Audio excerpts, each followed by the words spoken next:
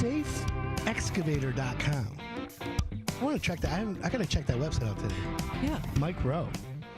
Speaking of experts and super awesome people, we've got Bruce Campbell, the CEO. In the house. In the house. Miss Dig. Welcome, my friend. Good morning. Good I morning. feel like I just seen you. I know, it's like been forever. Right? Yeah, forever. I don't, we should, you're my doppelganger, I think, right? I think we're good like that. I like it. We're definitely good. So we've got Bruce Campbell, the CEO of Miss Dig. Let's tell everyone just a quick reminder about Miss Dig, and then let's get right into the nitty-gritty. Miss Dig 811. It's free. It's the law. Do it. Save yourself a lot of pain and aggravation and money. How long has Miss Dig been around? Since 1974. So Miss Dig is a free service to homeowners? Yes. To all excavators. Yeah, excavators, homeowners, anyone who's doing any kind of work on the ground. Yes. Any heavy equipment, anything like that. Anything like that. Well, no matter how you're digging, Miss Dig is free. So we're going head first into the home improvement season right now. Oh, yeah. Home show this weekend. We got a lot going on. Yeah. Homeowners are thinking about new decks, new landscaping, room additions, concrete pads, whatever it is. Yeah.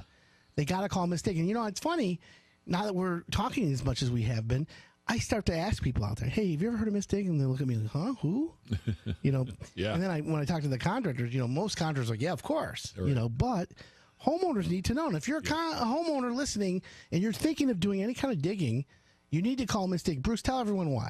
You got to call Miss Dig 811 3 days before your dig start so that we can have the facility owners come out and locate your gas, electric, telephone, cable, sewer, water, so you know where everything is underground before you start breaking that ground and then possibly damaging facilities that service your house and your neighborhood. Protect the infrastructure. Good. Yeah. Infrastructure protection. Yeah. That's a good way to put it. That's the hot button word, infrastructure. Everywhere's infrastructure. I'm always on trend, Bruce. I don't know. I caught that. Yeah. Okay, good. That. I'm good with that. Aging infrastructure. Aging infrastructure, yeah. So before it used to be just dial 811 from your phone. Right. What's that? A landline? Landline. The rotary phone? Yeah. Are you kidding me? That used to actually be the logo was a red rotary phone. Yep. And the last time we did a focus groups, when we were showing that stuff and picking which picture do you think depicts Miss Dig the best? Yeah. Half the people of all ages thought the red phone was actually a gas can. They didn't even know it was a rotary phone. They're like, what is that? You want to hear something? As a kid, I remember, this is a weird old thing. Yeah. My dad had a rotary cell phone. Yeah. It was called a mobile phone and it had a rotary dial on it. Yeah. In the car. Those were the first one, right? And he used to pick it up and he'd hit the dial and he'd mobile operator. He'd talk, and he'd say, talk to a mobile operator. Right. That was the best. Yeah. I'm like, Dad, can you call the president? Yeah. He's like, Sure. sorry, no. Sure. It's okay. So someone has to call Miss Dig. They know they got to call him. Right. Him. Are we in trouble if I say it's him? The person.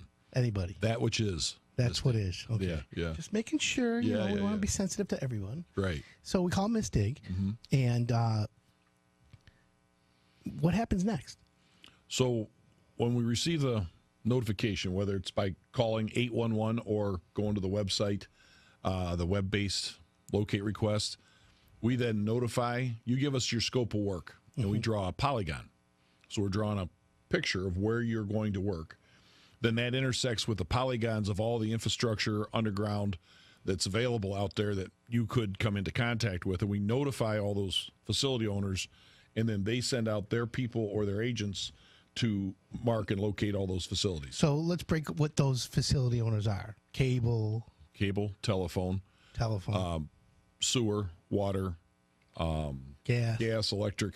Yeah. Okay. And the thing with the telephone is, depending on where you're doing your work, if you're putting a phone or a mailbox in, sure, and you're out in the road right away, I mean, you could have up to 5 or 6 telephone and cable companies. You can knock out everyone. You can knock out everybody, and that's not good. No, not good. We don't want to do the knockout. Some of that stuff, some of that fiber is $1 million a minute, so you're done. The ones I remember you told me that. I've always been thinking about that. I have a devious mind. Yeah, but I was thinking about that by the railroads. Oh yeah, right? The railroad right-of-ways. There's a lot of primary. But it makes sense to have them run it parallel to the railroads because that's just it makes it's a high profile area. Yeah. It's got limited access to start with. Yeah. So it makes sense. So I want to go back to something you said, because you talked about the facility owners sending out their locators, which means, Miss Dig doesn't send out the locators. No. They just basically tell the facility owners where to go. Mm-hmm. And then are there companies that only do locating, and maybe they do locating for multiple companies, or do each one of these facility owners have their own locators? How does it usually work? So usually on the municipal side, usually it's a guy from the DPW or their inspection department that does the sewer and water locating. When you come to some of your major facility owners like AT&T, Consumers, DT Gas and Electric, they have contract locators, and the two biggest in the state are USIC and URG, and they work for different and varied throughout the state. So it's possible for one of these contract locators to be contracted with multiple facility owners, and then you would only need one person to mark all the facilities on a property. Yeah, sometimes one locator may be marking up to 5 or 6 facilities on one site. Okay. That's kind of cool. Yeah. And so you guys do the whole state. Yes. What kind of volume? Let's give some numbers here. Like, what is it? Is it like a couple hundred a day? What are we getting? Thousands a day, especially this time of year when a dig start season starts. Yeah. It gets as low as maybe 30, 40,000 locate requests in the month of January. And most of that, or not most, but a good portion of that is emergencies. But you get into April, and we're looking at 100 to 120,000 locate requests just for the month of April.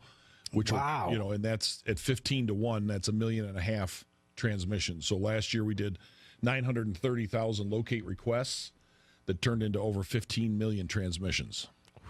Yeah, so it's massive. So you're like a seriously quasi-free hybrid. Like, who pays for Miss Dig? The members of the Miss Dig system, the facility owners that are required by law to participate in the system, they also provide the finances to keep us operational and keep us on top of the technology world to keep things fresh and accurate. Well, I think just like everything else, it's probably much more cost effective to plan and use Miss Dig ahead of time than it is to pay for mistakes after the fact, absolutely. right? Right. So so we have a service, two ways we do it. For professional excavators and designers, we have a design ticket that goes through our remote ticket entry system that's more sophisticated. But then just for your homeowners who are doing, and smaller contractors that are doing site-specific, single address planning on a job, they can go to our eSuite ePlan, and they can click on there and put the information in and say, I'm going to be doing a project later this year, and I need this information so I can properly plan where it should go. That's pretty smart. So the website is missdig811.org. Right. That's where you can go right now. Yep. Check it out. If you're planning on a deck, you're planning on a room addition, you're planning on any kind of major renovation in your house, go on Miss Dig, put in your information, and do the eSuite, like you said. Yeah, you click on request service, and it takes you to the eSuite, and there'll be 4 things you can check there. You can check an e-locate, which if you're going to dig in the next 3 to 14 days, then you want to put a dig request in. You can also look at e-nearby. E-nearby. Which is if you want to find out if you see flagging or stakes in the neighborhood and want to know what's going on, you can put in your address or the cross streets, and it'll show you all the locate requests and planning requests that are in that area, so you can just see what's kind of going on.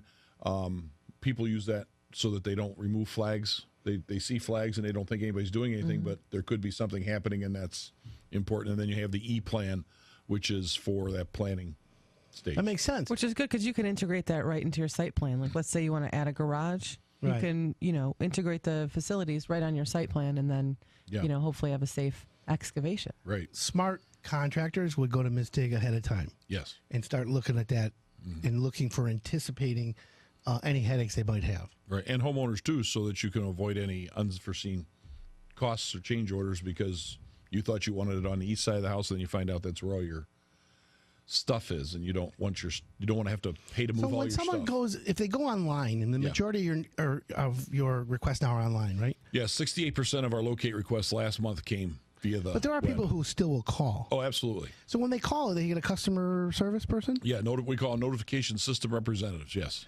And they're Nice people, I'm assuming? Yeah, very nice people. Yes.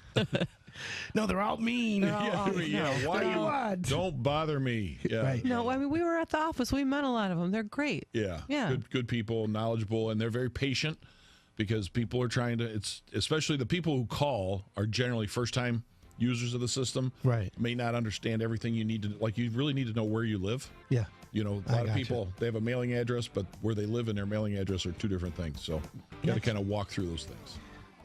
Can you believe it brings us to the end of the hour? Oh, geez. Bruce, thanks for coming in. Unbelievable. MissDig811.org. We got another hour coming up. We'll talk to you soon. All right. Thanks a lot.